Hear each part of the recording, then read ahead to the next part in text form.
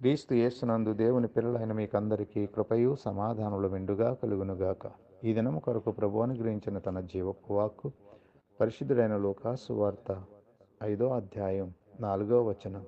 ఆయన బోధించుట సాలించిన తరువాత, నీవు దోణిను లోతునకు నడిపించి చేపలు పట్టుటకు మీ వలలు వేయుడని సీమోనుతో చెప్పగా, సీమోనుతో ప్రభువు చెప్పినటువంటి మాట ఇక్కడ మనం చూస్తున్నాం.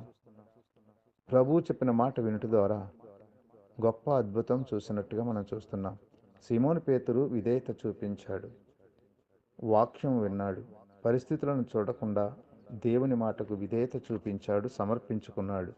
కాబట్టి దేవుని యొక్క మహిమతో కూడినటువంటి గొప్ప అద్భుతం, 153 గొప్ప చేపలు వలలో పడడం ఆశ్చర్యం, మహాద్భుతం.